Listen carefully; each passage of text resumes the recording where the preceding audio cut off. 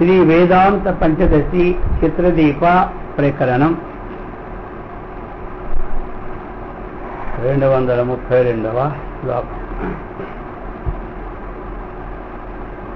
అవివేకకృత సంగో నియమస్యేతి చేత్తథా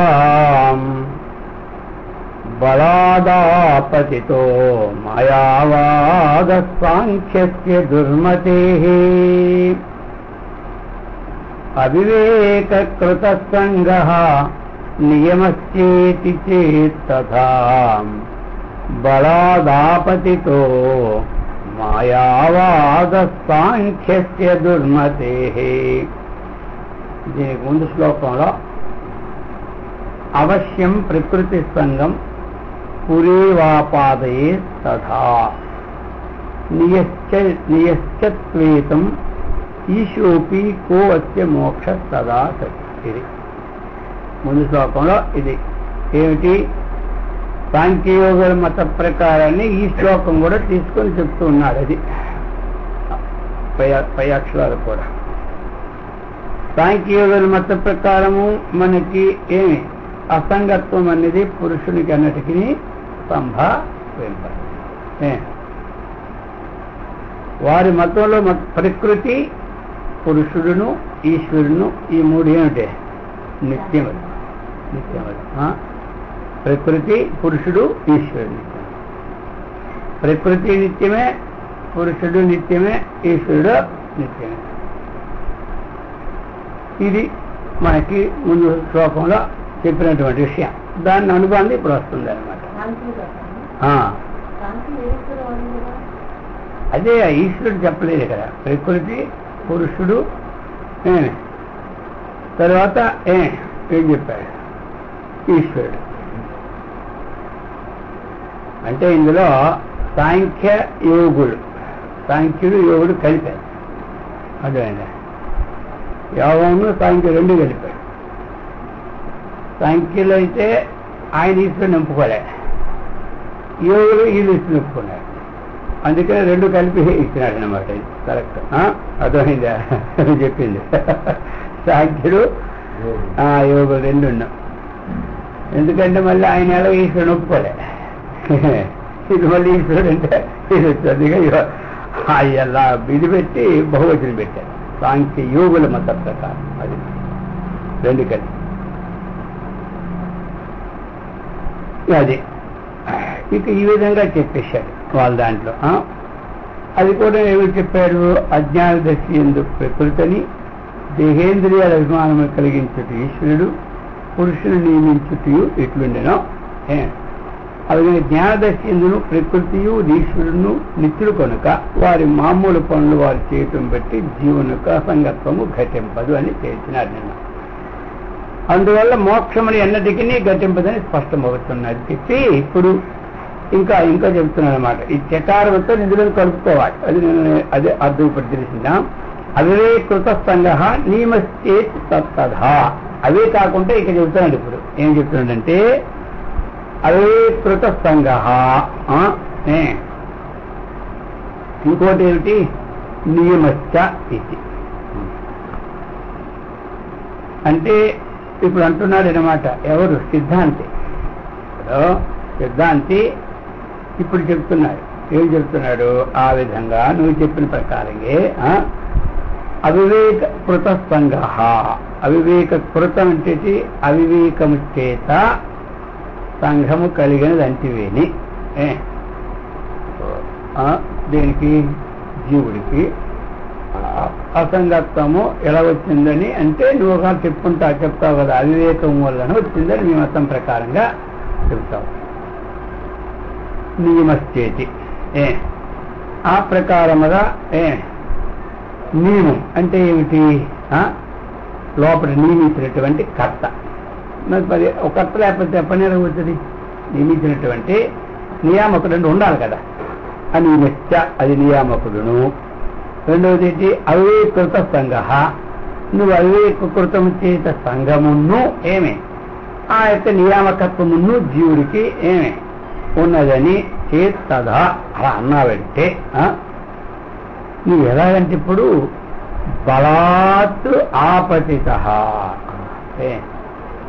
బలాద్ ఆకృష్య అన్నట్టారు కదా, బలాదివ నియోజిత భగవద్గీత. ఆ ప్రకారంగా బలాత్తు ఆపతిత, నువ్వు బలత్కారంగా ఆపతిత, ఆసమంతాలు పైత పడినట్టయినా ఎందులోనూ మాయావాద సాంఖ్యస్య దుర్మతే, నీవు ఇక మాయావాదంలోనికి వచ్చినట్టే, నువ్వు మాయావాదంలోకి వచ్చినట్టే.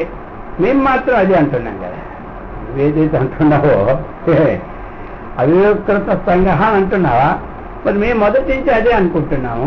మరి నువ్వు కూడా జీవునికి అసంగత్వం లేదు, అవికృతం వల్ల ఉంటున్నది అని మాత్రం అన్నావు కదా. ఇప్పుడు నీవేమయ్యామంటే మా వాదానికి సమ్మతం అయితే ఇంక మరి అందుకని మనకి చదువేమీ లేదు అంటున్నాడు. ఇప్పుడు మాయావాదం కదా మందేం వాదం, మాయావాదం.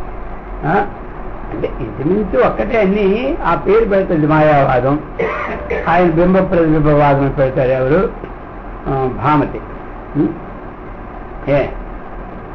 ఈ విధంగా అది జడము కాదు, అజడం అని చెప్తాడు గౌరపాదాచార్యులు, గౌరపాదకారికలు. అంటే ఇంచుమించు ఇవన్నీ ఒకటే. ఈ విధంగా ఇప్పుడు నీవు ఇంతవరకు తెలిసింది ఏమిటి అంటే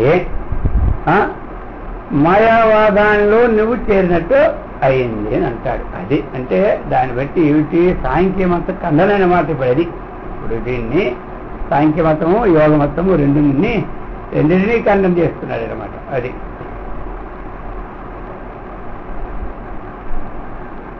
అర్థమైంది. ఇప్పుడు ఇది విషయం. అవివేకృత సంగ్రహ, అవివేకం వల్ల జీవుడికి సంగము కలిగినది. అంటే ఇంకోటి ఏమిటి, నియమ. ఏమిటి, నియామకుడు కూడా ఉన్నాడు అని అన్నారు. సరే, అలాగైతే బలాదాపదిత మాయావాద సాంఖ్యస్య దుర్మతే, సాంఖ్యం యొక్క మతము మాయావాద ప్రసంగం అవుతూ ఇప్పుడు నువ్వు ఎంతవరకు ఏం చేస్తున్నావో అది అపసిద్ధాంతం నీ ఒకటైంది, మాయావాదాన్ని బలపరిచినట్టు అయింది. కానీ ఇంకోటి ఇది మాకు మాత్రం సమ్మతమే చెప్పినాడు. అది అక్కడ చెప్పినటువంటిదా.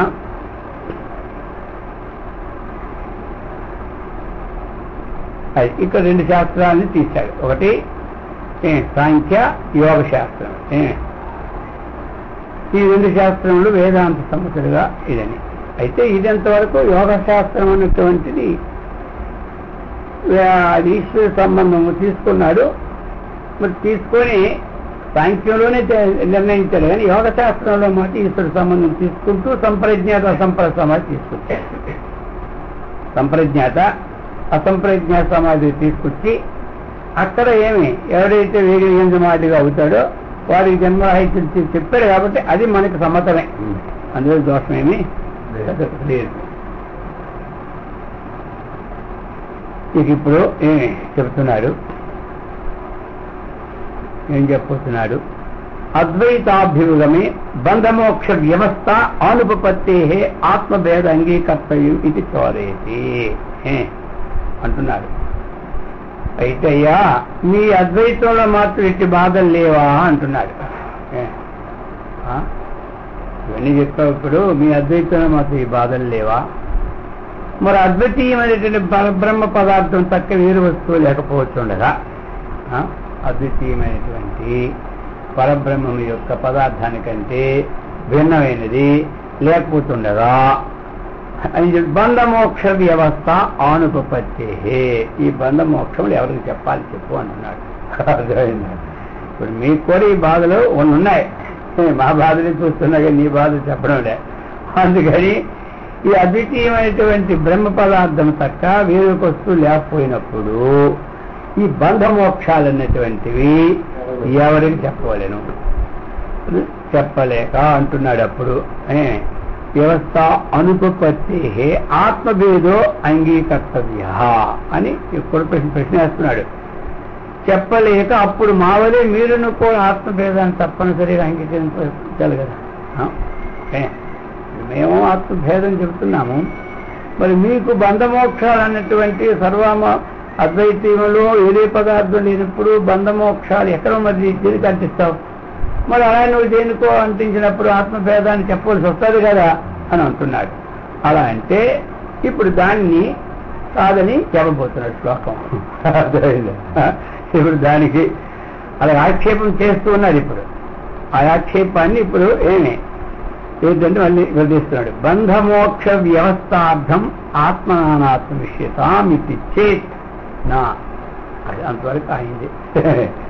ఇది చేన్నా ఇతో మాయా వ్యవస్థాపయితం క్షమా అంటున్నాడు.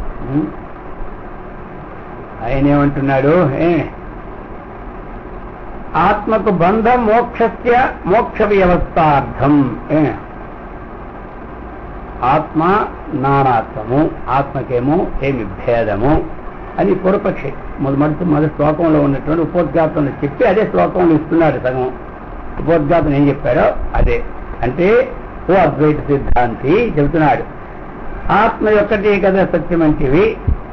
ఇందా చెప్పింది ఒకసారి, ఎవరికి బంధము ఎవరికి మోక్షం. బంధం ఎవరికి? మోక్షం. మరి బంధ మోక్షములు రెండవ వస్తువు లేకపోతే నీకు కుదరం. నీకేమిటంటే ఆత్మ కంటే భిన్నమైంది ఇంకొకటి లేదు. నీకు కుదరనే బంధ మోక్ష విషయం నీకు కుదరనే కూడా చెప్పేస్తున్నాడు. అర్థమైందా? కనుక మరి మేము చెప్పినట్లు ఆత్మలు అనేకులను ఒప్పుకో, నీకు గొడవ లేదుగా. ఒక ఆత్మ బంధం అయితే మోక్షం చెప్పుకోవచ్చు హాయిగా మనం ఒప్పుకో అని అంటున్నాడు. ఒప్పుకోను. అలా నువ్వు అంటావా? అట్లన అవసరం లేదు. అట్లా అనడానికి అవసరం లేదయ్యా.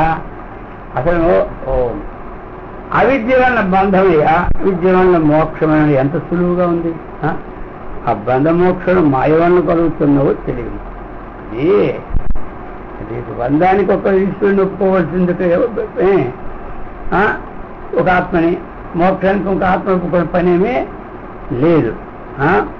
అవిద్య వలన బంధము, విద్య వలన మోక్షం అనినా చెబుతున్నాడనమాట. ఎతో మాయా వ్యవస్థాపయితం క్షమా. ఆ విద్య వలన బంధం కలిగిందను, విద్య వలన మోక్షం వచ్చేసి ఆయన అంత సులువుగా బంధ మోక్షం మాయ వలన కలుగుతున్నావో తెలియదు. అది మాయ. ఎందుకు అంటే మాయావాదం అదే కదా మరి. అది ఏ పనైనా చేయిస్తుంది అన్నటువంటిది ఇంకో శ్లోకం చెప్తున్నాడు ఇప్పటికి. ఎలా అంటే మాయాపి కథం వ్యవస్థాపయత్యాశంఖ్య. అది మాయ వలనే కలుగుతుంది బంధమన్నో మోక్షం. కాబట్టి ఆ మాయ మాత్రము బంధ మోక్షం ఎట్లా స్థాపిస్తాడు అందువేమో నువ్వు ఒకవేళ. అర్థమైందా? ఆ మాయాపి కథం వ్యవస్థాపయతి అన్నాడు. ఆ మాయ బంధ మోక్షాన్ని స్థాపిస్తాదని అంటావా ఒకవేళ? అది చెప్తున్నారు ఇప్పుడు. తస్య దుర్ఘటకారిత్వ స్వభావ్యాత్. అర్థమైందా? దుర్ఘటమైన కార్యములు చేయటం కూడా దానికి స్వభావితమయ్యా. ఆ ఘటన పట్టేసి మాయ అని చూడదు కదా. అందుచేత చెబుతున్నారు ఇప్పుడు. అది ఉంది, దాని సంగతి చెప్తున్నాను అన్నాడు. దుర్ఘటం ఘటయాగమితి విరుద్ధం కిం న పశ్యసి వాస్తవౌ బంధమోక్షౌ తు శృతిర్న సహతే తరాం. దుర్ఘటం అంటే చేయు అలవి కాని పనులు చేస్తే ఏమంటారు? దుర్ఘటం అంటారు. దుర్ఘటం ఘటయామితి అంటే ఏమిటి? చేయరాని పనిని ఎప్పుడైతే సాధిస్తున్నామో దానినే దుర్ఘటం ఘటయాం అని అన్నాం. ఇక విరుద్ధముగా ఈ విధంగా ఏదైతే చేయరాని పనిని మనం చేస్తూ ఉన్నామో అది లోకంలో వాడుకున్న మాట మనం తెలుస్తూ ఉంది. అసాధ్యమైనట్టు అంటాడు ఎవడైనా. వీడు అసాధ్యుడు అంటాడు. అసాధ్యం సాధ్యం కాని పని చేసినాడు కాబట్టి వీడు అసాధ్యం పేరు. ఇక చేయనాలు కాని పని చేస్తున్నామనట విరుద్ధం. కనుక ఇప్పుడు చెప్తున్నాడు మాయ మనం మాయ అది ఏదైనా సరే చేస్తాది అన్నటువంటి పాయింట్ ఇక్కడ తీసుకొచ్చేసాడు. అట్లా చేయటకు మాయకు స్వభావ సిద్ధం అంటున్నారు. ఏదైనా మాయని బంధాన్ని కలిగిస్తుంది, మాయ మోక్షాన్ని కలిగిస్తుంది అని చెప్పారు కదా. అది దాని స్వభావం. దేవుని స్వభావం మాయా స్వభావం. లేనిపోని బంధ మోక్షంలో ఆ మాయే కల్పిస్తుంది. కాబట్టి వాస్తవముగా ఆత్మకు బంధమోక్షం ఉన్నవని వేదము చెప్పి ఉండలేదు అని చెప్పినారు. అర్థమైందా? ఇది ఇక దాని సంగతి వదులుతారు, చెప్తారు, దాన్ని తీసుకుని వెళ్తుంటారు. వాస్తవ బంధమోక్షవత్తు శృతిర్న సహతే తరా. వాస్తవికంగా బంధము మోక్షము ఉన్నదని శృతి ఎప్పుడూ కూడా అటువంటి సహనాన్ని కలిగి ఉండలేదు. సహనాన్ని కలిగి ఉండలేదంటే అర్థం ఏమిటి? అది ఎంత మాత్రం కూడా అంగీకరింపదు శృతి. దేనికి? ఆత్మకు బంధము మోక్షం ఉన్నదని. ఆయన అంటాడు కదా, నువ్వు అనేక భేదాన్ని నువ్వు మానితే అప్పుడు ఏమి ఆత్మకి బంధమోక్షములు పెట్టుకోవచ్చని అంటారు వాళ్ళు. అంటే ఆత్మకి బంధమోక్షములు ఏమి ఉంటుందని శృతి ఎక్కడా కూడా అంగీకరింపబడి లేదు అని చెబుతున్నాడు. అయితే ఆ శృతి ఏం చెబుతున్నాను చూడు. ఆత్మకి ఏదైతే బంధమోక్షం లేవని చెప్పింది శృతి, ఆ శృతిని ఒకసారి చూడమంటున్నాడు. న నిరోధో నచోత్పత్తి న బద్ధో నచ సాధకః న ముముక్షుః న విముక్తః ఇత్యేషా పరమార్థత. ఏమి? నా నిరోధ అంటే ఏంటి? నాశము లేదు. ఏమి? నచ ఉత్పత్తి, ఉత్పత్తి లేదు చెప్తున్నారు. అంటే జన్మ లేదు, నాశము లేదు. ఇక ఏమి? నా బద్ధ, సుఖాది ధర్మం కలిగిన బద్ధుడు కూడా అతడు కాదు. ఇక సాధక చెప్తున్నారు. ఆయన శ్రవణము, మరణము, నిధిధ్యాసాలు అనుభవించినటువంటి సాధించినటువంటి సాధకుడు కూడా కాదు. ఇంకా నముముక్షు, సాధన చతుష్టయ సంపత్తి కలిగినటువంటి ముముక్షువు కూడా కాదు. ముక్త ఏమి? అవిద్యా నివృత్తి గల ముక్తుడిని అయి ఉన్నాడు. కాబట్టి ఈ ప్రకారముగా పరమార్థముగా ఏమి జవన మరణాలు కానీ, సుఖ దుఃఖాదులు కానీ, శ్రవణ మన నిధిధ్యాసనాలు కానీ, సకల వ్యవహారాలు కానీ పరమార్థమునందు నీవని సృష్టిస్తూ ఉన్నది. ఏమొచ్చింది మనకు అర్థం ఎంతవరకు అర్థం ఏమొచ్చినట్టు? ఇప్పుడు మనకి సాంఖ్యులు ఏమి, నీవు ఇంకొక భేదాన్ని స్వీకరించినట్లయితే, ఏ భేదాన్ని? ఆత్మభేదాన్ని. దాంట్లో ఆత్మభేదం ఉంది కాబట్టి స్వీకరించినట్లయితే బంధమోక్షాలు అన్నటువంటివి నీవు ఇంకా చెప్పొచ్చు. ఈ ఆత్మకి బంధము లేకపోతే ఈ ఆత్మకి ముక్తి. ఇప్పుడు అద్వైతంలో ఇంక భిన్నమైంది లేదు కాబట్టి బంధమోక్షాలు అనేటువంటివి ఇంకెక్కడ ఉంటాయన్నారు. ఆయన ఏమన్నారంటే, మాయాకార్యమైనటువంటి అవిద్య వల్ల బంధం కలుగుతుంది సిద్ధాంతి. ఆ అవిద్యా కార్యం లేకపోతే మోక్షము అంటాం, అంతేగాని అది మాయ యొక్క ఏమి విశేషమే గాని ఆత్మకే అటువంటి బంధము లేదో మోక్షము లేదన్నాడు. అయితే అటువంటి దాని కార్యాన్ని చూపెట్టడానికి శృతి చెబుతూ ఉన్నది. అది శృతి యొక్క ఉదాహరణ కూడా జనన మరణములు కానీ, సుఖ దుఃఖాలు కానీ, శ్రవణమానాదులు కానీ, అనుష్ఠానము కానీ, సకల వ్యవహారం కూడా పరమార్థమందు లేవు, ఉంటే కాదు తొలగించడానికి అన్నటువంటి శృతి చెప్పారు. నను ఏవం జీవేశ్వరాది భేదస్య మాయామయత్వముపాయితం ఉపసంహరతి. ఇప్పుడు జీవేశ్వరాది సకల భేదాలు కూడా మాయా కల్పితములు అనుటను తెలిపి ఉపసంహరిస్తున్నారు. అంటే ఏమిటి?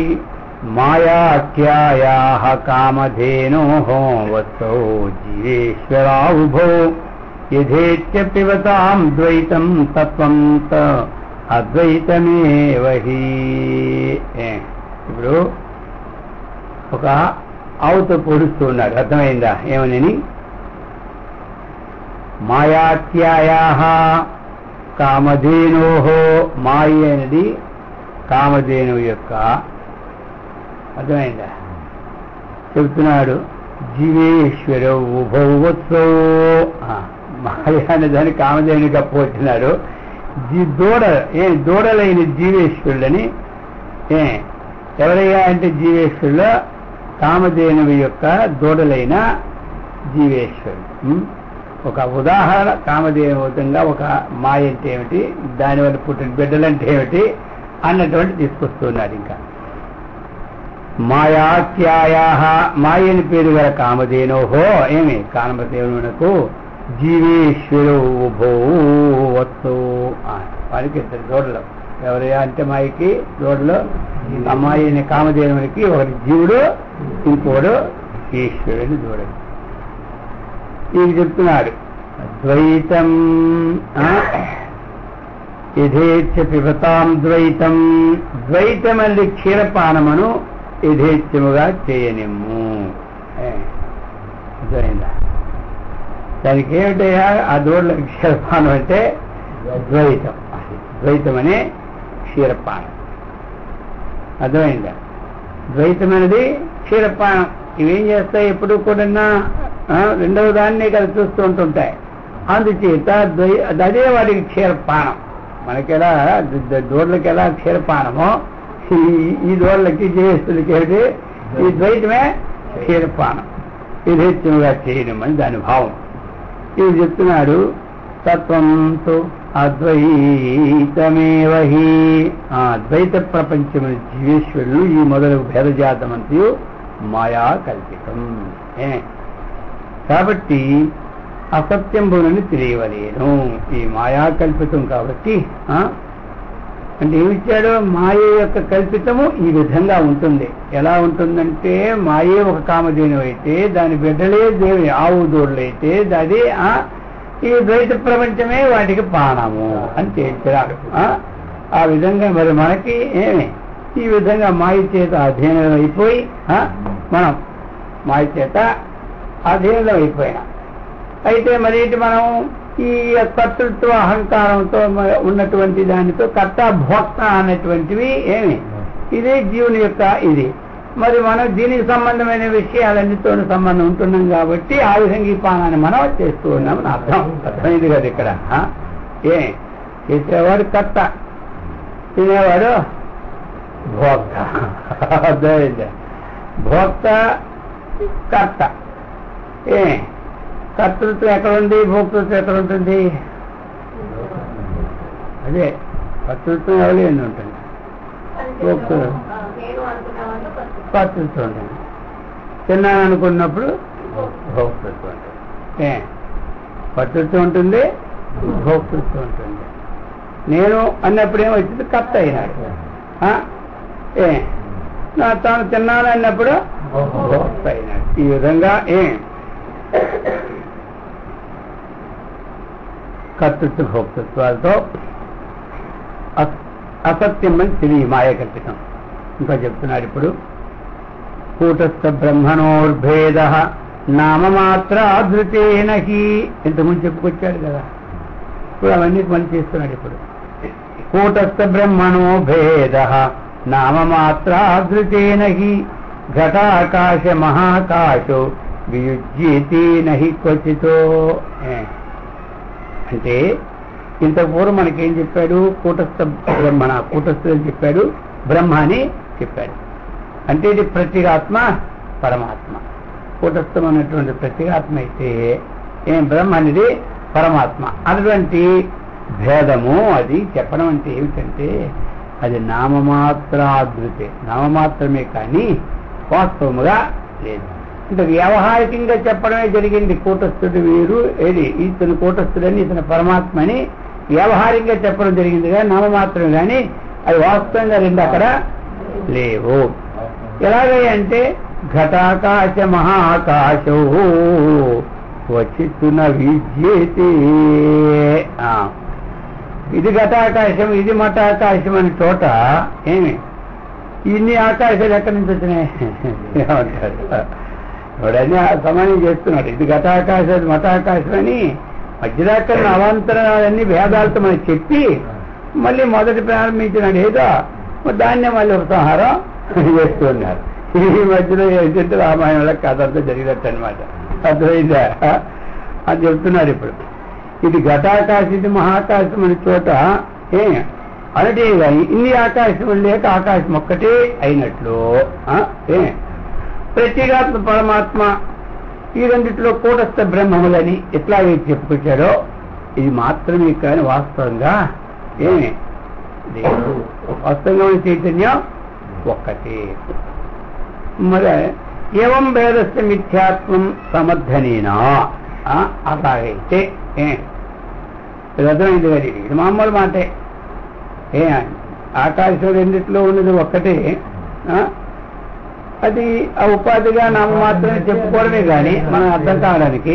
వాస్తవంగా ఆకాశం భిన్నం కాదన్నట్టు అక్కడ ప్రత్యేగాత్మ పరమాత్మ అన్నటువంటిది ఆ ప్రకరణాన్ని బట్టి చెప్పుకోవడమే కానీ మొత్తం మీద వాస్తవంగా కాదు అని చెప్తున్నాడు. అట్లయితే అలాగైతే మరి అందరూ అభేద స్వరూపమైనది అభినివేశమే కలిగి ఉండరు అంటున్నాడు. అర్థమైంది. అలాగైతే నామమాత్రం చెప్పేటప్పుడు అందరూ అభేదం ఉండాలి కదా. అభేదం అనేది ఉన్న వాళ్ళు ఎవరున్నారు ఇప్పుడు? ఎంతమంది లెక్కలోకి వస్తారు? వేల లెక్క మీద. అర్థమైంది. అభేదం ఉన్నవారు వేల లెక్కలోనికే వస్తారు కానీ వేల లెక్కలో కంటే వేలు మన వేలు లెక్కలోకి వస్తారు, ఆ వేల లెక్కలోకి రాదు. అర్థమైంది.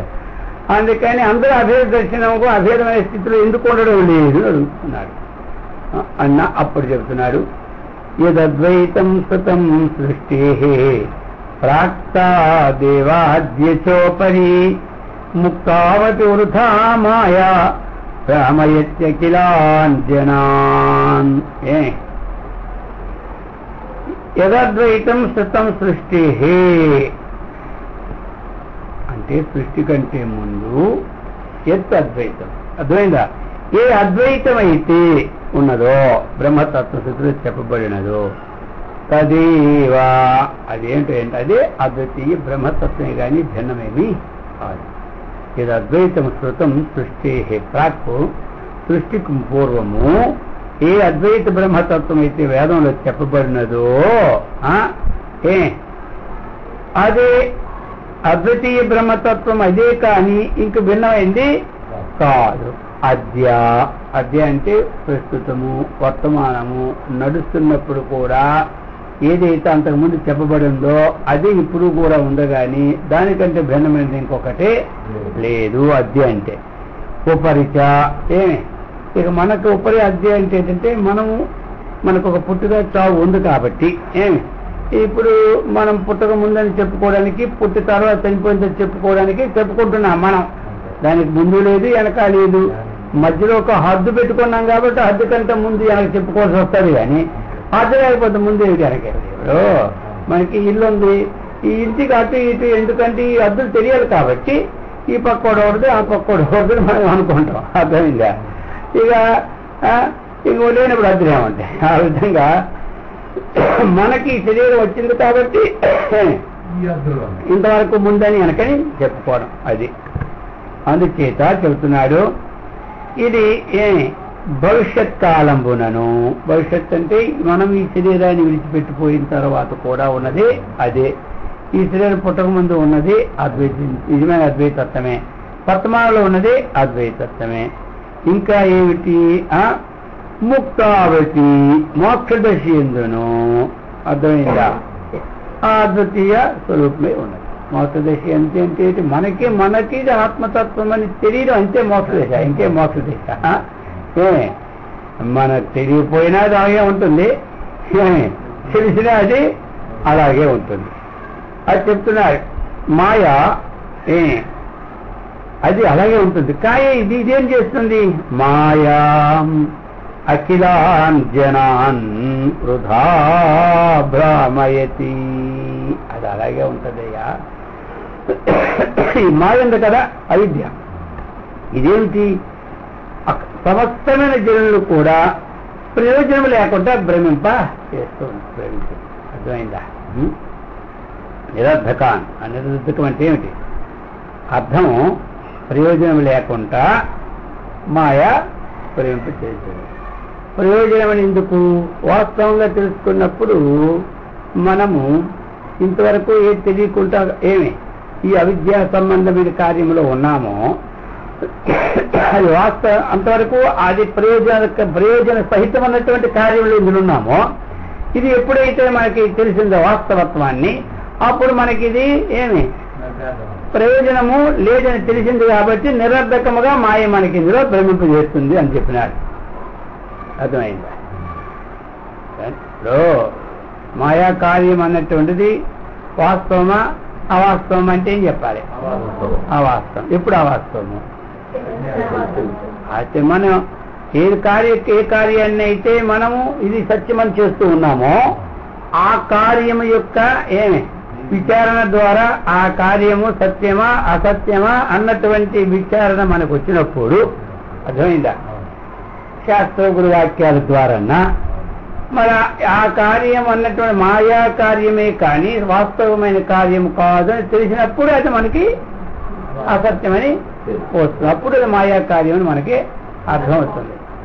అప్పుడేమైపోయింది, మరి ఇంతవరకు కర్తం యోగ్యం కార్యం అన్నటువంటిది అప్పుడు అసత్యమైందిగా నిరర్థకం అన్నాడు. లోకం నిరర్థకం వాక్యం వచ్చింది కదా, అప్పటికప్పుడు నిరర్థకం కాదు. మనకి ఎవరు మనం వ్యాపారం చేసాం, ఉదాహరణకి వ్యాపారం మనకి ఎప్పుడు సార్థకం అవుతుంది? లాభం వస్తే సార్థకం అవుతుంది. సార్థమైందా? ఎన్నాళ్ళు వ్యాపారం చేసిన తర్వాత అందులో మరి మనకి 10 పైసలు రాకపోతే ఏమైంది? అలాగనే మనం ఏదైతే ఆలోచిస్తున్నామో బ్రహ్మవస్తు ఇదే అని, లేకపోతే ఆత్మవస్తు ఇదే అని మొట్టమొదటి నుంచి ఏదైతే మనము అది కాని దాని అదే అని పెట్టుకొని చేస్తూ ఉన్నామో అది సార్థకం అనుకున్నాం. కానీ విచారణ ద్వారా కన్నా గురువాక్యాల ద్వారా మనం తెలుసుకున్న తర్వాత అది ఎప్పుడైతే మనకు కాదనిపోయిందో అంతవరకు చేసిన కార్యం ఏమైంది? సార్థకమైందా? సార్థకం అంటే సాధన సార్థకం అనుకోండి. సాధన అన్నట్టు అంతఃకరణ శుద్ధికి సార్థం.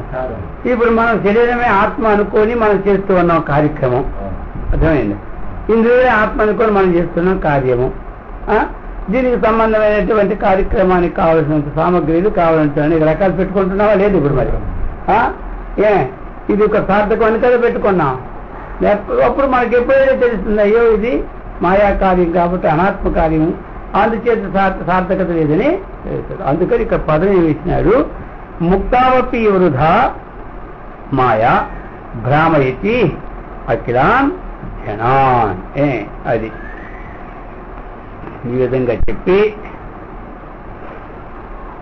ఇప్పుడు చెప్తున్నారు, నన్ను ప్రపంచస్య మాయామయత్వం తత్వస్య అద్వితీయత్వం చ ఏ వర్ణయంతి తేపి సంసారవంతః దృశ్యంతే అతః తత్వజ్ఞానేన కిం ప్రయోజనమితి శంకతే. ఇంకో శంక అర్థమైందా? మరి ప్రపంచమంతే మిథ్య అని చెప్పేవారు కూడా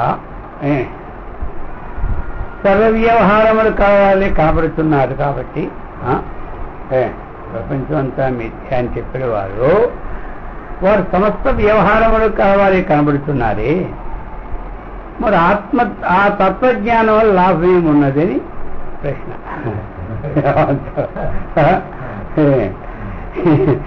నన్ను ప్రపంచస్య మాయామయత్వం తత్వస్య అద్వితీయత్వం చ ఈ వర్ణయంతి అంటే ఏమిటి? ప్రపంచం అంతా మిథ్య అని చెప్పేవారు కూడా సర్వ వ్యవహారములు ఏ వ్యవహారం అంటే అన్ని వ్యవహారం చేస్తారు. మిథ్య అని చెప్పినంత మాత్రం విద్యా సంబంధమైన వ్యవహారం చేయకుండా ఉండడం లేదు.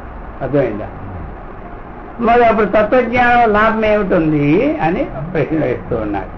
అంటే ఏ వదంతి తమేంతే విభ్రామ్యంతే అవిద్యయా అత్ర కిం నయథా పూర్వమేతేషాం అత్ర భ్రాంతే అదర్శనాత్. చెప్తున్నారు, ఎవరైతే ఇత్థం ఈ ప్రకారముగా వదంతి చెబుతున్నారో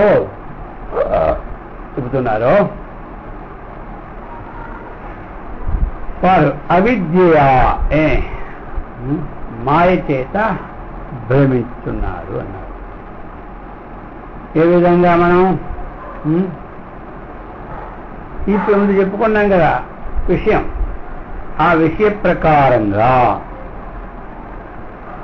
అక్కడ ఈ తత్వజ్ఞానం వచ్చేది కిం లాభమేమి అని అంటున్నారు. అంటే ఇప్పుడు చెప్పొస్తున్నారు యథాపూర్వం. అత్ర యథాపూర్వం అంటే పూర్వము అవివేక దశి ఎందు అంటే అజ్ఞాన దశి ఎందు అని, అత్ర ఈ జ్ఞానదశి ఎందు భ్రాంతి, ఆ భ్రాంతి యొక్క అదర్శనాత్. ఆ భ్రాంతి యొక్క అదర్శనం అంటే ఆ వివేక దశి ఎందు భ్రాంతి జ్ఞానము నశించిపోతూ ఉండగా ఇక తత్వజ్ఞానం చేత లాభము చేత లాభం లేదనేది నీవు తత్వజ్ఞానం చేత లాభం ఏమి వ్యవహారం అంటే నువ్వు వ్యవహారం చేస్తున్నా అంతకు పూర్వము సత్యత్వమని ఉండేది ఎందు వ్యవహారం అంతా సత్యత్వం ఉండేది. ఇప్పుడు మిథ్యాత్వమని ఆయనకి తెలిసింది. ఇప్పుడు మిథ్యాత్వమని తెలిసింది. చేసినటువంటి పని సత్యత్వము అన్నటువంటిదో కర్మ చేసేవాడు ఇప్పుడు మిథ్యాత్వం అనితో కర్మ చేస్తూ ఉన్నాడు. తత్వజ్ఞానం వల్ల ఏమి లాభం అంటే దేని ఎందు కర్మ ఎందు సత్యత్వ బుద్ధి ఉన్నదో ఆ కర్మ వ్యవహారం ఏదైతే సత్యత్వం అనుకుంటున్నాడో ఇప్పుడు వారికి ఏమో లాభం అంటే ఇది మిథ్యాత్వము అని తెలిసి. అయితే కర్మ ఎందుకు చేయాలి? మరి ప్రారంభం అన్ని చేస్తుంది. ఆ కర్మ చేసినందువల్ల తత్వజ్ఞాని కాకపోవడం ఏమి కాదు. కర్మ చేయకపోతే తత్వజ్ఞానం అనేది కూడా లేదు. కర్మ చేస్తే అది ఏ కర్మ కానివ్వండి, అది ఉద్యోగం కానివ్వండి, వ్యాపారం కానివ్వండి, లేదా ఇష్టకర్మ కానివ్వండి, లేదా కామ్యకర్మ, ఇది మామూలుగా పూర్త కర్మ కానివ్వండి, ఏ కర్మ కానివ్వండి. ఇక్కడ కర్మ ఫలానేది మనకు సంబంధం లే. తత్వజ్ఞానం ప్రారంభవశాత్తు ఏ కర్మ చేయవలసి ఆ కర్మ చేస్తాడు, లేకపోతే లేదు. కానీ ఆ తత్వజ్ఞానం ముందు కర్మలు అలాగే చేసేవాడు, తర్వాత అలాగే చేస్తూ ఉన్నాడు. కాబట్టి మరి తత్వజ్ఞానం వల్ల వచ్చినటువంటిది ఏమిటి అని అంటే ఈ రెండిట్లు ఇదే భేదం. ఇప్పుడు అది చేసినాడు, సత్యత్వం అనుకున్నాడు కాబట్టి దానిలో ఉన్నటువంటి లాభ నష్టాలకి గురవుతాడు. మిథ్యాత్వం అనుకున్నప్పుడు దాన్ని వచ్చిన దానికి తాను వ్యధనే తేడా అక్కడ ఉండదు. స్వతహారా అది ఒకటి మనం గమనించుకోవాలి. ముందు నుంచి తీసుకొస్తున్నాడు కాబట్టి దట్టం అలా అనకూడదు. తత్వజ్ఞానము గలవారు పామరుల వద్ద సర్వవ్యాహారము చేయించుండెను అవిద్య చేత కలిగే భ్రాంతి నివర్తించటం చేసి ఏదైతే అవిద్య వలన కలిగిందో భ్రాంతి అది నివర్తన చేశాడు. ఇట్టి అవిద్యా నివృత్తి రూపమైన లాభమే వారికి కలదు. ఏం లాభం అంటే అవిద్యా నివృత్తి రూప లాభమే కాదు. కనుక తత్వజ్ఞానం చేత జ్ఞానుడికి లాభం లేదన్నమాట. తత్వజ్ఞానం చేత జ్ఞానుడికి లాభం లేదన్నమాట మాత్రం కాదు. అంటే లాభము ఉన్నది అనుకోవాలి. జ్ఞానినాం భ్రాంతి అభావం దర్శితం అజ్ఞానినాం నిశ్చయం తావదాహ. ఇప్పుడు చెప్తున్నాడు అనమాట, దాన్ని స్పష్టం చేస్తున్నాడు. ఇప్పుడు జ్ఞానులకు ఉన్నటువంటి భ్రాంతి అభావము, అజ్ఞానులకు ఉన్నటువంటి నిశ్చయము, ఈ రెండింటినీ 2 శ్లోకాలు చెప్పబోతున్నాడు.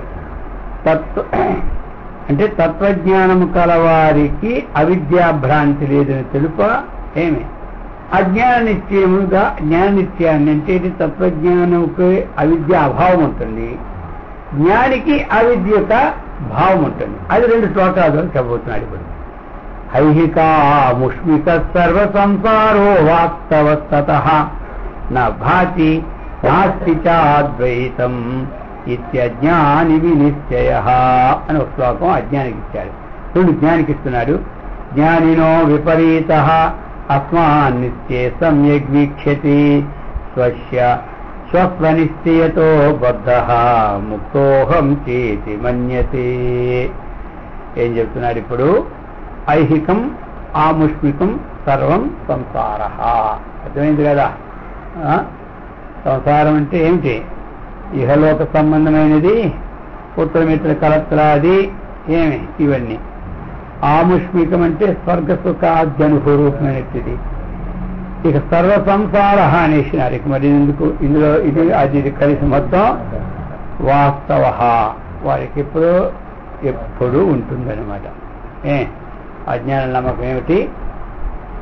ఇహలోక సంబంధమైనటువంటి విషయాలు కానీ పరలోక సంబంధమైన విషయాలు కానీ ఎల్లప్పుడూ ఉంటాయి అని నిశ్చయం అన్నమాట. అది కాబట్టి సర్వ సంసారం అనేది ఎల్లప్పుడూ ఉంటుందని, ఈ సంసారికి నివర్తనంటూ లేదు. సంసారం ఎల్లప్పుడూ ఉంటుంది అన్నటువంటిది నిశ్చయం. తత్వవిచారం లేని వారికి ఉన్నవాడికి ఉన్న విషయం చెబుతూ ఉన్నాడు. నిశ్చయం నిత్యమైంది. తత అందువలన అద్వైతం అద్వైత బ్రహ్మతత్వం నభాతి, వారికి భాషించడమే లేదు. నాస్తి ఆ దాంట్లో ప్రకాశం లేదు, ఇక అది లేనే లేదు. అద్వైతం అనేది అద్వైతం అనేది లేనే లేదు. ఇప్పుడు ఓట్లకో ప్రతి పగలు చేయడు కదా, దానికి దృష్టిలో సూర్యుడు లేనే లేడు. ఏమంటారు? దాని దృష్టిలో సూర్యుడు లేనే లేడు. అలాగే ఇక అజ్ఞాన దృష్టిలో ఏమి ఈ అద్వైత బ్రహ్మతత్వం అన్నటువంటి భాషించడం అనేది లేనే లేదు. ఈ విధంగా అజ్ఞాని నిశ్చయం, అజ్ఞాన నమ్మకం ఏమిటి? ఇహలోక సంబంధమైనటువంటివి, పరలోక సంబంధమైనటువంటిది, ఇక జన్మజరామృతి ప్రవాహ సంసారం అనేటువంటిది ఇది నిశ్చయము అని వాళ్ళ నిశ్చయం ఉంటుందయా అని చెప్పారు. ఒక శ్లోకం వాళ్ళ కోసం. మరో శ్లోకం జ్ఞానిన విపరీత, ఇక దానికి ఆపోజిట్ అనమాట. అర్థమైందా? అస్మాన్ నిత్యే సమ్యగీక్షతి. అస్మాత్తు ఈ అజ్ఞానుల యొక్క నమ్మకం కంటే ఏమిటి? జ్ఞానిన తత్వజ్ఞానం కల నిత్యం ఏమిటి? విపరీతము. అది తెలుస్తుంది. వీరేమిటి? స్వస్వనిశ్చయత. స్వస్వనిశ్చయత అంటే అర్జున స్వనిశ్చయత. దీన్ని అనుసరించి అహం నేను బద్ధున్ననియు ముక్తున్ననియు మన్యతే తలంచుతున్నాడు. అర్థమైందా? రెండు విధాలు ఇక్కడ. ఎలా అంటే అద్వైత బ్రహ్మతత్వం మాత్రం కన్నా మాత్రంకే సత్యము తక్కినదంతా మిథ్య అని వీడికి స్థిరమైపోతుంది. వారికి జన్మజర ప్రవాహమే స్థిరమవుతుంది. ఆయనకి ఇది కొంచెం తేడా ఏముంది? ఈయనకి అద్వైత బ్రహ్మతత్వం మాత్రమే సత్యము, తక్కినదంతయు మిథ్య అని అనుకుంటాడు. ఇక ఆయన ఏమనుకుంటాడు? ఈ లోక పరలోకములు ఈ సంసారం ఎప్పుడు వస్తుకుంటుంది, అది సత్యం అనుకుంటాడు. అయితే దీనివల్ల ఏంటి మరి? అతి నమ్మకం వల్ల ప్రయోజనం ఏమంటే లాభం వారి నిత్య అనుసారంగా ఉంటుంది. లాభం ఎవరు ఉంటుందంటే వీరి నిత్యం ఇలా ఉంది, వారి నిత్యం అలా ఉంది. వీరి నిత్యంలో శాశ్వత దొరుకుతుంది, వారి నిత్యంలో శాశ్వతమైనటువంటి శాంతి సుఖం దొరకదు. అర్థమైందా? దొరకదంటే ఏంటి? వారి జన్మరణాల యొక్క స్వరూపమే ఉంటుంది. మరి జ్ఞాని ఏమిటి? ఈ శాస్త్రీయ నిత్యాన్ని ఎప్పుడైతే పోదిపోయినాడో ఇతడు ఏమవుతాడు? కృతార్థుడు అయిపోతున్నాడు. అతడు జన్మజరా ప్రవాహాలనేది ఉంటూ ఉన్నాడు. అది తేడా. ఇప్పుడు ఆయన వేసినటువంటిది ఏమిటి? మరి ప్రపంచంలో ఏమి జ్ఞాని అజ్ఞాని ఇద్దరు వ్యవహారం చేస్తున్నప్పుడు కూడా మరి ఇతడు వ్యవహారంలో ఉన్నప్పుడు తత్వజ్ఞానం పొందాడంటే ఏం పొందినట్టు ఆయన? అంటే తత్వజ్ఞానం పొందకపోవడం కాదు, ఆ నిశ్చయంలోనే ఉంటుంది ఇదంతన్నా. ఆ నిశ్చయంలోని వీరికి జన్మజరామృతి ప్రవాహాన్ని తప్పించుకున్నటువంటిది ఒక నిశ్చయమైన విజ్ఞానాన్ని వీరికి ఉంది. వారు మాటి మాటికి జన్మజరా ప్రవాహంలో పడినట్టు నిశ్చయమే ఆయనకున్నది. కాబట్టి ఇద్దరూ పనిచేస్తున్నప్పటికీ ఇక్కడ పని ఎవరికి ప్రతిబంధకము? ఏమి పని దానిలో ఉన్నటువంటి తత్వం తెలుసుకున్న వారికి అది ప్రతిబంధకం లేదు, లేని వారికి పని కూడా ప్రతిబంధకం. ప్రతిబంధకం అంటే ఏమిటి? దానివల్ల వచ్చినటువంటి కర్మఫలాలు తప్పదు. అది అనమాట అక్కడ ఉన్నటువంటిది. అది ఈ విధంగా చెప్పి ఇప్పుడు చెప్తూ ఉన్నాడు. నాద్వైతం అపరోక్షం చేతు నచిద్రూపేణ భాసనాత్ అశేషేన భాతం చేతు ద్వైతం కిం భాసతేఖిలం. నాద్వైతం అపరోక్షం చేత్ నచిద్రూపేణ భాసనాత్ అశేషేన భాతం చేతు ద్వైతం కిం భాసతే ఫలం. చెప్తున్నాడు చిద్రూపేణ. ఏమి చిద్రూపం అంటే చైతన్య రూపముగా, చిద్రూపేణ అద్వైతం అంటే ఆ అద్వైత బ్రహ్మతత్వం అన్నటువంటిది చిద్రూపేణ భాసనాత్. చిద్రూపేణ భాసనాట్ అంటే చైతన్య రూపముగా ప్రకాశించుట వలన అద్వైత బ్రహ్మతత్వము చైతన్య రూపముగా ప్రకాశించుట వలన అపరోక్షం.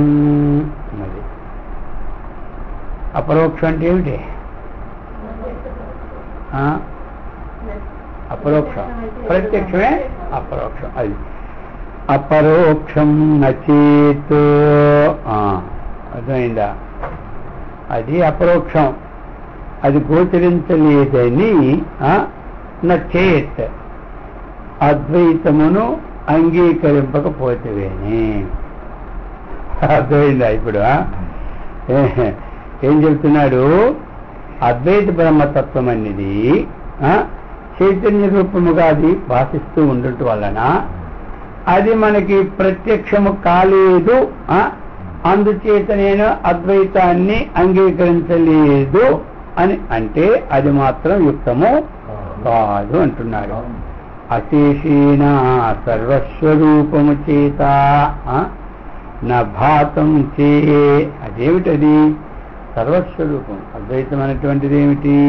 పిపీలికాది బ్రహ్మ పర్యంతము అంతటా వ్యాపించి ఉన్నటువంటిది, ప్రతి అణువులోనూ కూడా వ్యాపకమైనటువంటి స్వరూపమే అది సమస్తమైనటువంటి. ఏమి అంటే ఇక్కడ ఏమిటి చెప్పుకుపోతున్నారంటే, నువ్వు అద్వైతం అన్నప్పుడు ఆ అద్వైతం అన్నటువంటిది ఎప్పుడైతే మనకి కనపడలేదో మరి ఎక్కడ అది కనపడితే కదా నువ్వు ద్వైతం. ఏమి అందుకని అద్వైతం ఎందుకు చెప్పుకోవడం? ద్వైతం అని చెప్పుకుంటే బాగుంటుంది కదా. అర్థమైందా? నువ్వు అద్వైతం చెబుతూ ఉన్నావు, అది నీకు భిన్నంగా కనబడట్లే, ఎక్కడ కనపడటం లేదు ప్రత్యక్షంగా. మరి కనబడినప్పుడు ఏమనాలి? అద్వైతం కనబడలేదు, కనబడుతుంది ఏమిటి? ద్వైతం కదా. అప్పుడు ఇది ఏమి ద్వైతము అని చెప్పొచ్చు కదా అనే అర్థాన్ని స్ఫురింపజేస్తున్నారు. ఇక్కడున్న పాయింట్ అది. ఏమి అంటే అద్వైత బ్రహ్మతత్వం అనుభవగోచరం లేదు కనుక జగత్తును సత్యమనే అజ్ఞానులు నమ్ముతున్నారు అంట, న్యాయము కాదు అంటారు.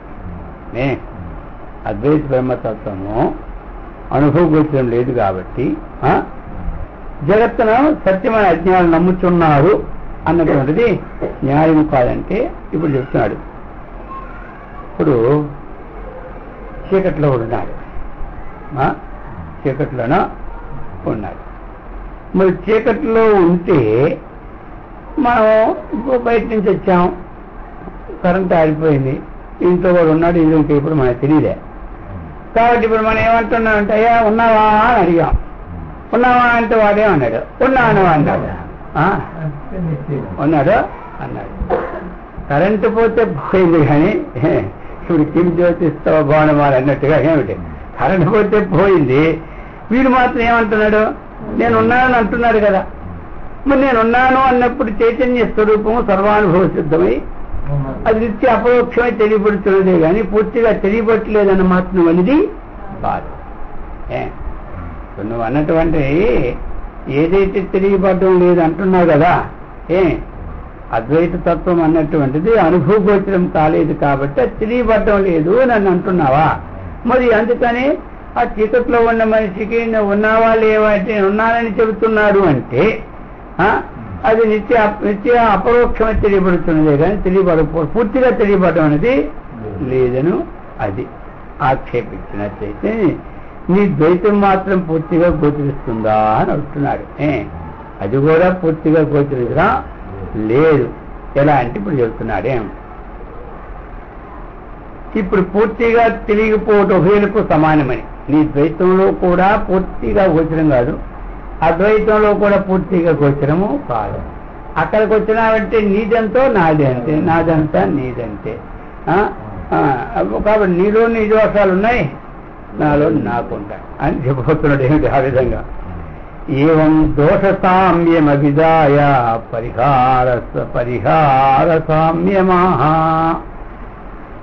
ఈ విధంగా ఉభయులకు ఏమి తెలియకపోవడం అంటే సమానమేనయ్యా అని చెప్తున్నాడు. దున్మాత్రేణ విభానంతు ద్వయోరపి సమంకలు ద్వైత సిద్ధివతు అద్వైత సిద్ధి యతావతా నకిం భిన్మాత్రేణ అంటే రెండు భాగాలుగా కొంత భాగమేమో ఏమే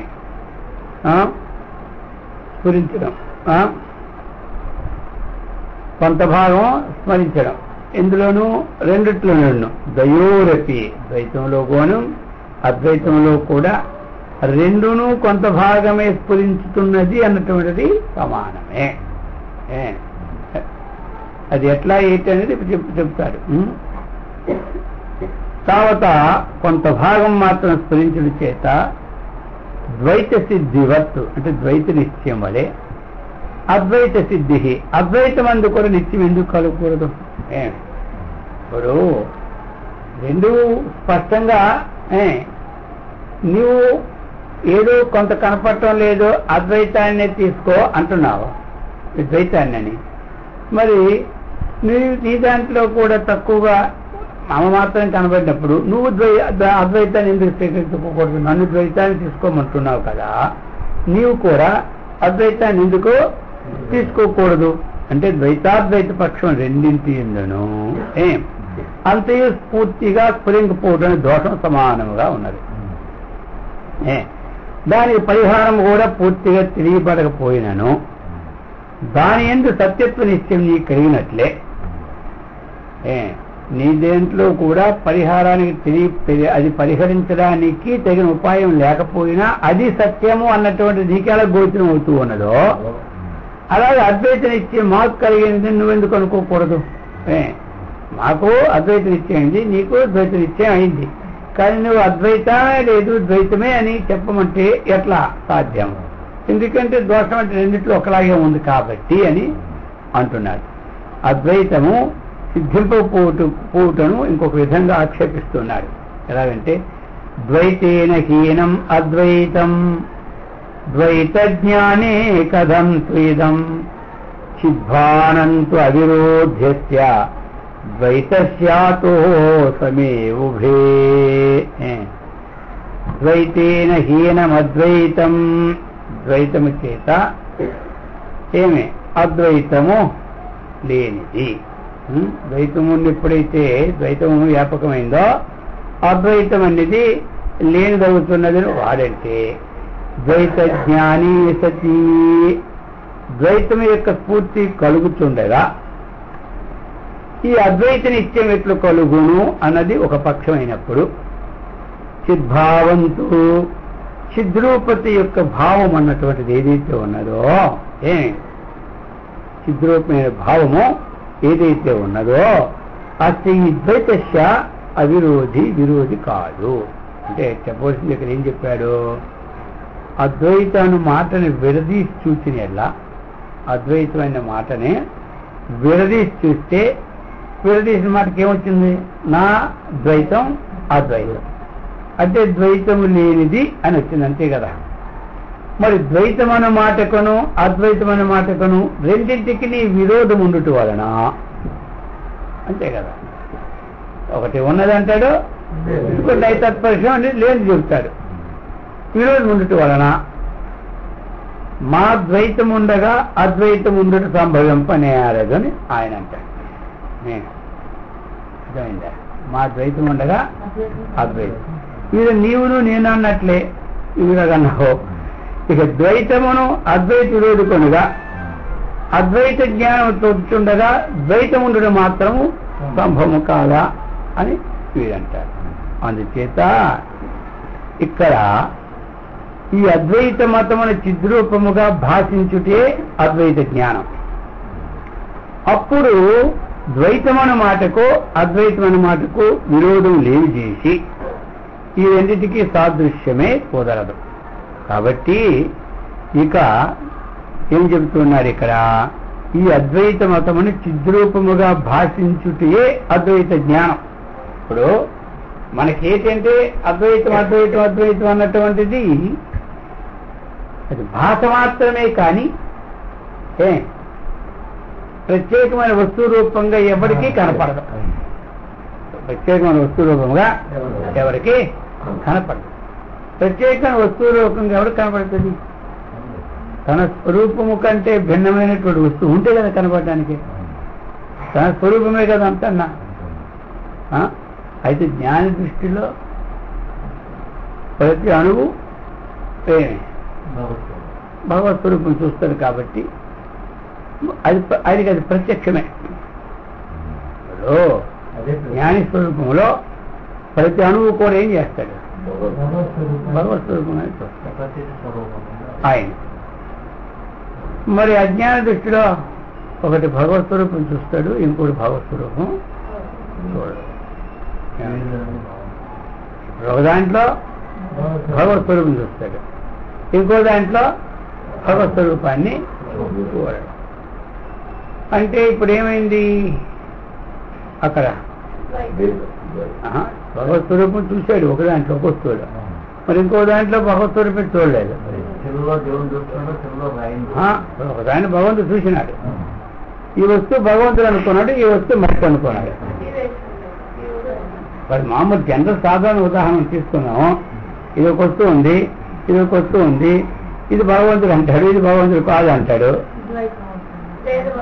కదా. అక్కడ ఏం మరి ఆయన దృష్టి ఏమిటి అంటే ఏంటి? అంతటా పరమాత్మ దృష్టి అనేది అదే. అక్కడ అంతటా పరమాత్మ దృష్టి అనేది అక్కడ అంతటా పరమాత్మ దృష్టి అంటే లేదు. అది మనకు కావాల్సింది. ఏమి అక్కడికి అంతటా పరమాత్మ దృష్టి లేదు. ఇప్పుడు ద్వైతము అంటే ఏమిటి అసలు? మనం చెప్పండి, ద్వైతం అంటే ఏమిటి చెప్పండి. ద్వైతం అంటే ఏమిటి? అది అవి మామూలు దాంట్లో జీవుడు ఆ తర్వాత చూద్దాం. ఇప్పుడు వస్తువుల్లో ద్వంద్వం అంటే అది తెలుసుకోవాలి కదా. ఇప్పుడు మరి అందరికి ద్వైతం ద్వైతం అనుకుంటున్నాం కానీ ఏమిటి అద్వైతం అది విడదీయాలి. అది తర్వాత చూద్దాం. సాధారణంగా ద్వైతం అంటే వస్తువులు వస్తువులు ఏవి రెండు అది కాదు. ఇప్పుడు మధ్య తెలుసుకోవాలి ఏవి రెండు. ఏమైందంటే ఏమిటి? ఆకాశ భూమి చెప్పండి మరి. నేను నాకంటే భిన్నమైంది. ఏమి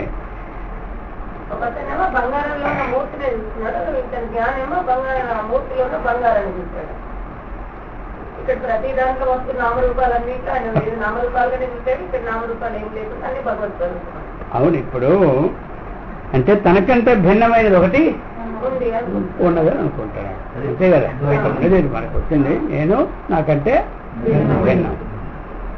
ఇప్పుడు తనకంటే భిన్నమైనది పరమార్థం అనుకుంటున్నాడా, తను పరమార్థం అనుకుంటున్నాడా కావాలి. ఇప్పుడు అది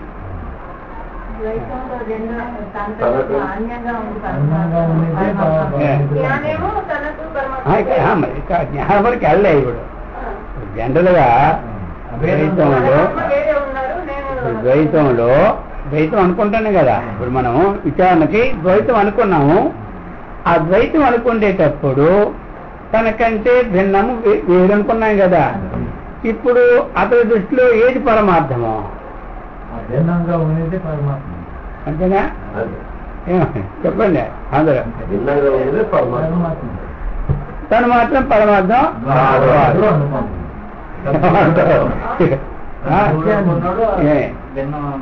ఇప్పుడు తనకంటే భిన్నం ఉన్నది పరమార్థం అనుకున్నాడు. ఇక్కడ జీవుడు దేవుళ్ళే. ఇక్కడ ఏమి తర్వాత సంగతి ఏది అనుకుంటే మళ్ళీ తర్వాత ఇప్పుడు విషయం తెలుసుకోవాలి కదా మనం అందరమా. ఏమి ఇప్పుడు తనకంటే భిన్నమైంది పరమార్థం అనుకుంటున్నాడు. ఆ పరమార్థము అన్నటువంటిది తనకంటే భిన్నమైతే ఆ ద్వైతుల యొక్క స్థితిలో ముక్తి ఉందా లేదా? అసలు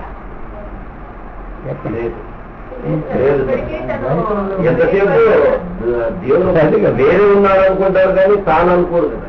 అది వేరే ఉంది. అతను నేను శరణ పొందితే ముక్తి నవ్వుతుని అనుకుంటాడా లేకపోతే అవును అనుకుంటా. అది కావాలి కదా.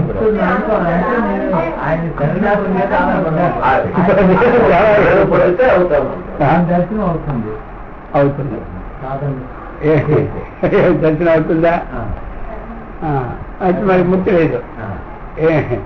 మిక్సర్నిది మరి అందుకే ఇప్పుడు తెలుసుకోవాలి కదా, అంటే అంతవరకు ఇప్పుడు మరి మనకి అంతవరకు ఎవరికి అర్థమైందో ఏమే ఏంటో మళ్ళీ మళ్ళీ ఎక్కడికి వస్తాడు.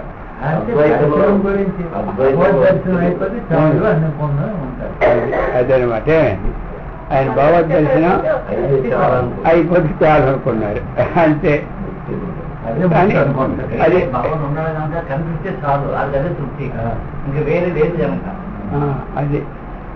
అందుకే ఇప్పుడు మనకి ఎంతవరకు ఏదో ఉందో ఒకటి రావాలి నిర్ధారణ. ఏమే ఇప్పుడు ద్వైతం అనుకుంటే ఎంతవరకు ఏముంది అనేది. ఏమి ద్వైతం అంటే అది ఏమి రెండు వస్తువులుగా ఉండడమే ద్వైతం. ఏమి అక్కడ రెండు భావాలు అంటే రెండు వస్తువులు కూడా వేరు. అక్కడ ఏమి రెండు వస్తువులు వేరు, మన రెండు వస్తువులు కూడా ఒకటి అనుకుంటాం. రెండు వస్తువులు ఒకటి అనుకుంటాం. రెండు వస్తువులు తనకంటే ఇది భిన్నము కాదు అనుకుంటాం మనం. తనకంటే భిన్నమని వాళ్ళు అంటారు. తనకంటే భిన్నంగా ఉన్నవాడే దేవుడు. తను మాత్రమే దేవుడని లేదు. తను మాత్రమే దేవుడని రెండు అనుకునేది ఏదైతే ఉన్నదో అది భక్తి కింద వస్తుంది. భక్తి కింద వస్తుంది. ఒకటి అనుకుంటే భక్తి లేదేమిటే ఉంది. కానీ అది మామూలుగా ఏమి నా దేవుడు, నువ్వు దేవుడు, నేను దాసుడు. అర్థమైందా? నీవు దేవుడు, నేను దాసుడు. నీవు దేవుడు, నేను దాసుని అనుకుంటాడు. నీవు దేవుడు, నేను దాసుని అనుకుంటాను. కాబట్టి దేవుడే. మరి ఈయనేమనుకుంటాడు? నీకు నాకు భేదమో అర్థమైంది కదా. ఇప్పుడు ఆయన నీవు దేవుడు, నేను దాసుని అనుకుంటాడు.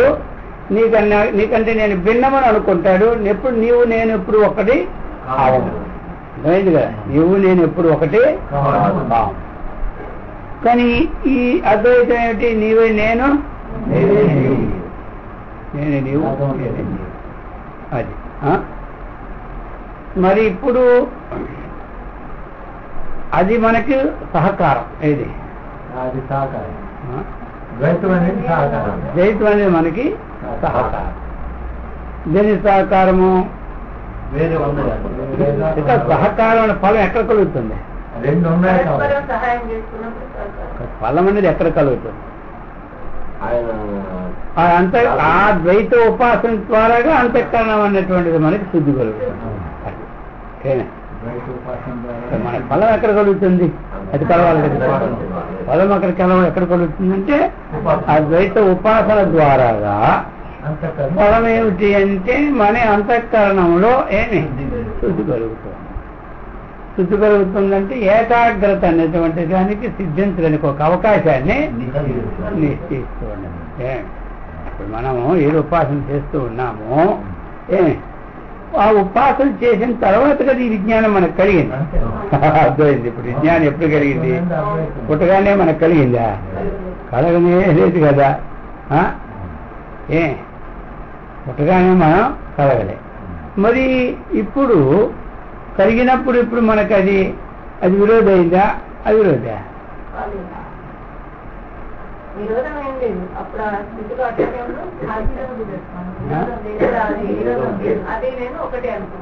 ఎంతవరకు విరోధం లేదు. ఆ అంతఃకరణం శుద్ధి కలిగింది కాబట్టి దాని వరకు అది విరోధం మనకి లేదు.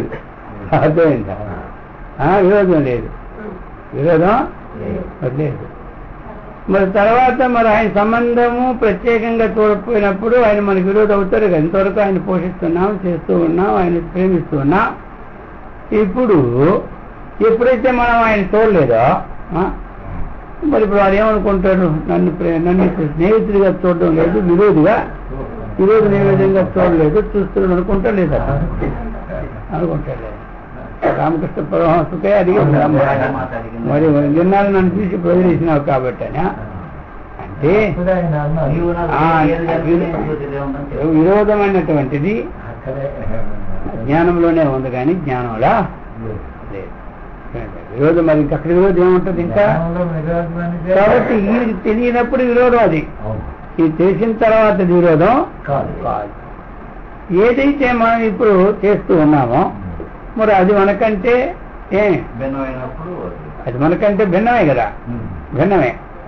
ఆ భిన్నం ద్వారా మనకు సిద్ధిస్తుంది ఈ ఏకాగ్రత అనగా, ఈ అంతఃకరణ శుద్ధి అనగా ఆ భావం. ఆ భావం మనకు సిద్ధిస్తుంది. ఆ భావం మనకు సిద్ధించడానికి అది మనకు అవసరం అన్నమాట. అవసరమని దానితోనే ఉండిపోతే ఏమి మనం జన మరణాలు పొందడము, మళ్ళీ దేవుడిగా పూజించుకోవడం, మళ్ళీ రావడం, మళ్ళీ పోవడం అది ఉంటుందన్నమాట. అది తప్ప అంటే అదేం తప్పు కాదు. భగవద్భావనాయుతమైనటువంటి సన్నిహ తప్పమే కాదు. కానీ ఏమిటి స్వరూపం ఏమిటి తెలుసుకోవాలి అన్నటువంటి దానికి అది విరోధం అయింది. విరోధం ఎక్కడైంది? స్వరూపం ఏదో తెలుసుకోవడానికి విరోధం అయింది. మరి అద్వైతము అన్నటువంటిది ఏమిటి చేస్తుంది? దానికి దీనికి ఉన్నటువంటి సామ్యాన్ని పోల్చి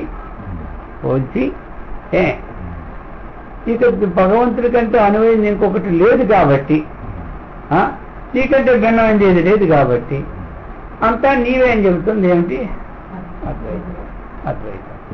అందుకే మూడు సమన్వయం చేస్తారు మహాత్ములు. మూడు సమన్వయం చేస్తారు. మూడు దోషాలు పోగొట్టిన మూడు అని చెప్పేవారు. అర్థమైందా? మూడు దోషాలు పోగొట్టుదని. ఒకటి మల దోషము, రెండు విక్షేప దోషం, మూడవది ఆవరణ దోషం అని పెద్దవాళ్ళ సమస్య. కానీ ఆయా మత స్వీకరణకు గట్టి పట్టుతున్నది ఈ సమస్య చేయరు, మూడు అన్వయం చేయరు. ఇది ఇదే అదే ఏమంటాం. కానీ వీరు ఒప్పుకుంటారు. ఇప్పుడు మనం క్రీస్తు బొమ్మ కూడా తెచ్చి పెట్టుకుంటాం, వాళ్ళు ఒప్పుకుంటాం. మన బొమ్మ పెట్టుకుంటారు, చచ్చిన ఒప్పుకోరు. అర్థమైందే? మనం అందరి బొమ్మలు పెట్టుకుంటాం, ముస్లిం బొమ్మ పెట్టుకుంటాం, క్రీస్తు బొమ్మ తెచ్చి పెట్టుకుంటాం. కానీ ఎక్కడే చోట వచ్చిన 10 మంది అవి లోపలికి వచ్చి వెళ్ళిపోయింది అంతే. నేను భోజనం చేయలేదు, ఏమి చేయలేదు, ప్రసాదం ముట్టుకోరు, భోజనం చేయాలి.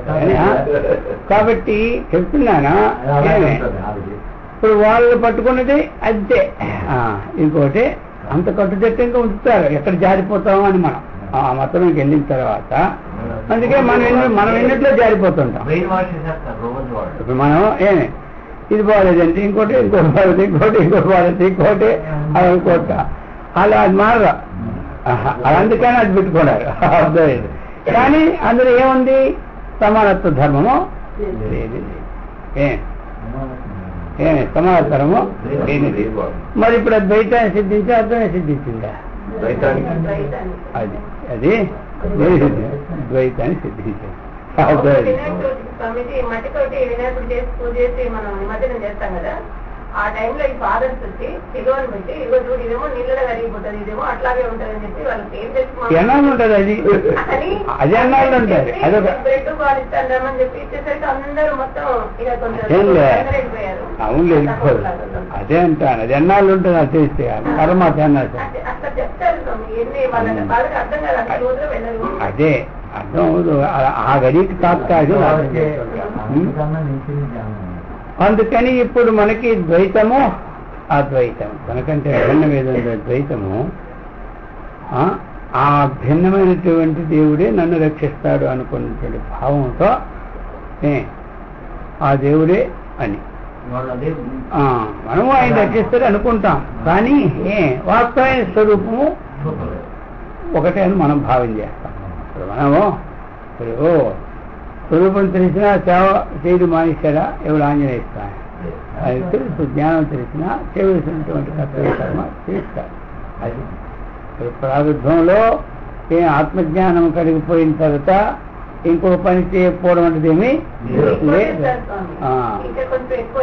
అది అర్థమైందా?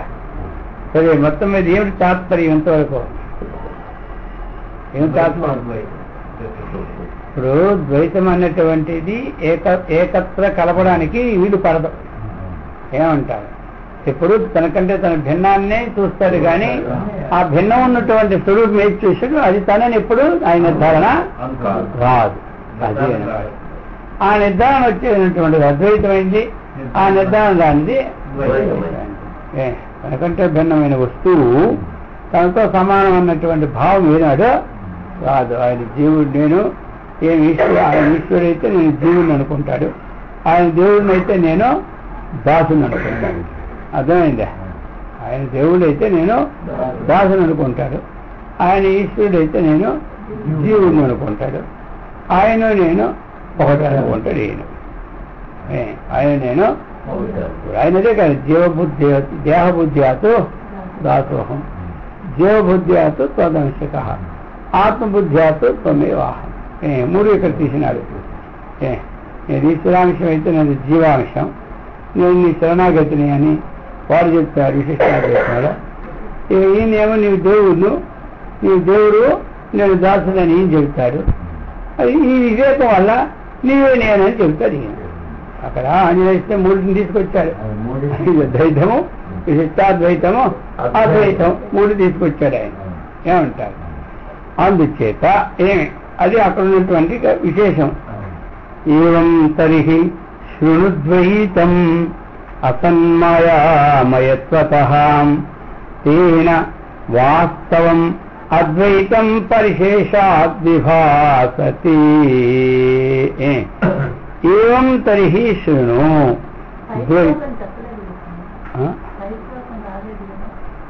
వైశ్లోకం సగం లాగిందా? అది ఈ అద్వైత నిత్యం ఎట్లు కలుగుతాయని చెప్తున్నాడు. ఏంటి? ద్వైతేన హీనం అద్వైతం, అది సగం అయిపోయింది. సిద్ధాంతులకు వచ్చి అయిపోయి తీసుకొచ్చాం. ద్వైతేన హీనం అద్వైతం, అర్థమైందా? ఇప్పుడేటి ద్వైతేన హీనం అంటే ద్వైతము లేనటువంటిది అద్వైతం. అదానికి అర్థం చెప్తున్నారు పై శ్లోకంలో, పై చరణంలో. ద్వైతేన హీనం అద్వైతం అంటే ద్వైతము లేనిది అద్వైతం, అంటే రెండవది లేనిది అద్వైతం చెప్పు. ద్వైత జ్ఞానే కదంతు ఇదం అని చెప్పుకొచ్చాడు. అర్థమైందా? ద్వైత జ్ఞానే సతీ అంటే ద్వైత జ్ఞానే సతీ, ద్వైత జ్ఞానం ఉంటుండగా ఇదం అద్వైతం కథం కలుగుతుంది అన్నారు. ద్వైతేన హీనం అద్వైతం, రెండవది లేనిది అద్వైతం. అయితే మరి ఇక్కడ ఆ ద్వైత జ్ఞాని సతి రెండవది ఉన్నది అన్నటువంటి నిశ్చయం ఉంటుంటే ఇదం ఈ అద్వైతం అన్నటువంటి ఎట్లు కలుగుతుంది అని ప్రశ్న వేశారు. అర్థమైంది ఇప్పుడు పైచరణంలో ఉన్నటువంటిది అది. రెండవది లేనటువంటిది అద్వైతం అన్నప్పుడు నీకు ఎప్పుడైతే ద్వైత జ్ఞానం నుండి స్ఫూర్తి ఉన్నప్పుడు నీకు ఇంకా రెండవది లేదు అన్నట్టు భావము రానే రాదు అని చెప్పిన అర్థానికి పై చరణంలో. ఇప్పుడు చెప్తున్నాడు అది 2వ చరణంలో. చిద్భానంతో అవిరోధ్యస్య చిద్భానంతో, చిత్ అంటే చిద్రూపతి యొక్క ఆ చిద్రూపమైనటువంటి ఆ భానం అది అంటే ఆ యొక్క ప్రకాశం అది ఎప్పుడైతే కలుగుతూ ఉంటుందో అస్య ఈ ద్వైతమునకు అవిరోధి, అది విరోధేమి కాదు. ఈ ద్వైతానికి అది విరోధేమి కాదు. ఎందుకో అత అందువలన ఉభే ఆ ద్వైతాద్వైతం రెండును సమానము కావు. అంటే ఏం చెప్తున్నారు ఇప్పుడు ఇక్కడ చెప్పేది? ఎప్పుడైతే చిద్రూప యొక్క భానం అన్నటువంటిది కనబడుతూ ఉన్నదో, చిద్రూప యొక్క భానం అంటే ఏమిటి? ఆ పరమాత్మ స్వరూపము యొక్క భానం. అంటే భానం అంటే ఇక్కడ ఏం తీసుకోవాలి మనం? భానం అంటే ఏం తీసుకోవాలి? ఇక్కడ భానము అన్నటువంటి భానం అనేది అక్కడ జ్ఞానానికి తీసుకోవాలి. అర్థమైందా? దాని భానము అంటుంటే దాని భానం అనేది ఒకటి జ్ఞానం, అద్వైత జ్ఞానం. ఆ జ్ఞానం తీసుకోవాలి. ఇక్కడ చెప్తున్నాడు అన్నమాట. ద్వైతం అనే మాటకి అద్వైతం రెండింటికి విరోధం ఉండటం వలన ఆ రెండింటికి విరోధం ఉండవలన ఒకటి ఉంటే ఇంకోటి ఉండదు. ప్రకాశం ఉంటే చీకటి ఉండదు. బాగున్నారా? ప్రకాశం ఉంటే ఏమి చీకటి ఉండదు, చీకటి ఉంటే ప్రకాశం. తెలిసింది కదా? ప్రకాశం ఉన్న దగ్గర చీకటి ఉండదు, చీకటి ఉన్న దగ్గర ప్రకాశం ఉండదు. అలాగే ద్వైతం ఉన్న దగ్గర అద్వైతం ఉండదు, అద్వైతం ఉన్న దగ్గర ద్వైతం ఉండదు. ఏమే తెలిసింది ఇప్పుడు? అలాగని ఇప్పుడు తత్వం రెండు దాన్ని తీసుకున్నాడు అనమాట. మొదటి దాన్ని విడదీసి ఇప్పుడు చెప్తున్నాడు చిద్బాణంతో అవిరోధ్యస్య. ఏదైతే అయ్యా ఆ చిద్రూపం యొక్క బాణము తోచుట అన్నది ఉందో, తోచడం అంటే ఏమిటి?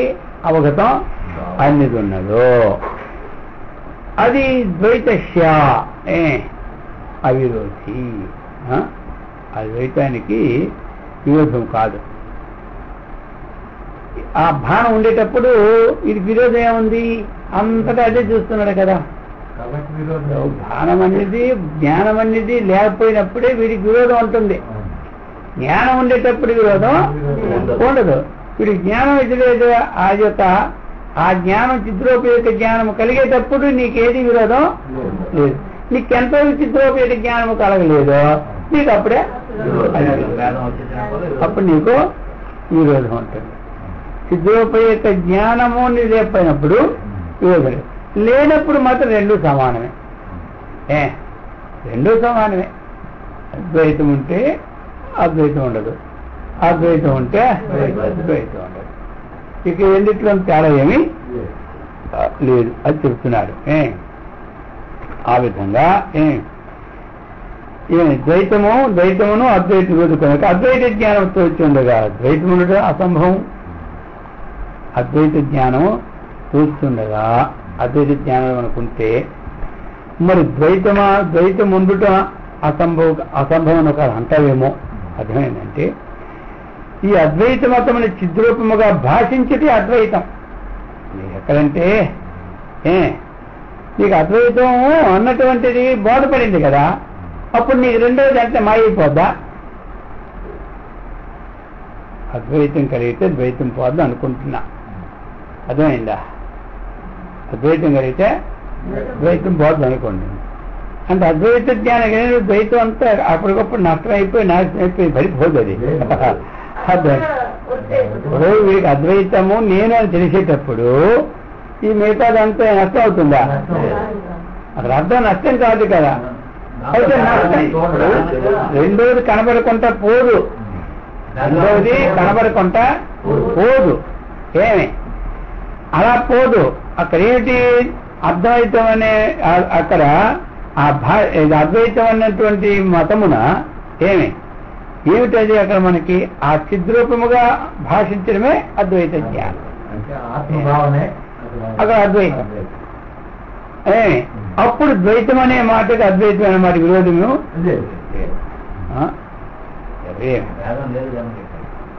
అందుకే ఇక్కడ ఏమిటి అంటే మనకి వాళ్ళు ఏమిటంటే చెప్తూ మన రెండిట్లో ఉన్న దోషము ఏదైతే సంక్రమించిందో అది ఒక్కటే అని చెప్తున్నారు. అది ఒక్కటే.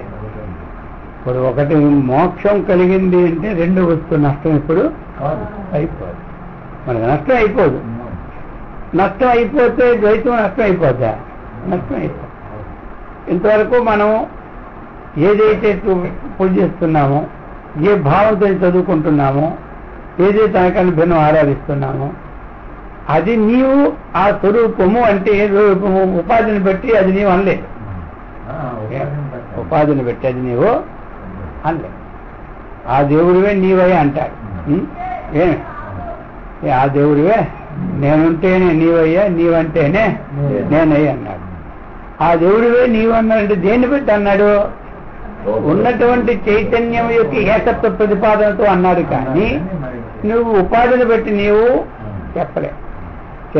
ఒకవేళ ఉపాధిని పెట్టి జ్ఞానం కలిగిన తప్పేలే. ఉపాధిని పెట్టి ఏకత్వం అంటే మనకి ఏకత్వ ధర్మం అన్నటువంటి ఇది కావాలి. అది ఏకత్వ ధర్మం ఎక్కడ వస్తుంది? చైతన్యం ద్వారా కానీ ఏకత్వ ధర్మం అనేది వస్తూ ఉన్నది. మరి ఈయన ఇప్పుడు అటువంటి విశేషణాలతో ఉండి కొన్ని కార్యక్రమాలను బాగా సాధించేటువంటి కొంతకాలము మరి అప్పుడు ఈయనందరూ దేవుడు అనడం లేదా? వీడు చేయడానికి పనులు లోకంలో చేస్తున్నప్పుడు ఈయన దేవుడు అంటున్నారు లేదా? అంతకుముందు మానవుడుగానే అయ్యాడు, ఇప్పుడు దేవుడుగానే అయిపోయాడు.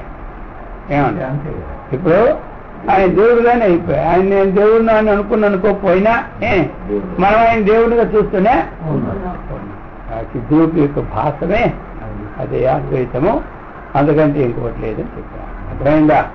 కాబట్టి ఆ విధమైన తత్వాన్ని చక్కగా మనకు అర్థమయ్యేటట్టు భగవంతుడు అనుగ్రహించుగాక. ఓం సహనాభవతు సహనౌ భునక్తు సహ వీర్యం కరవావహై తేజస్వినావధీతమస్తు మా విద్విషావహై. ఓం శాంతి శాంతి శాంతి. హరి ఓం తత్.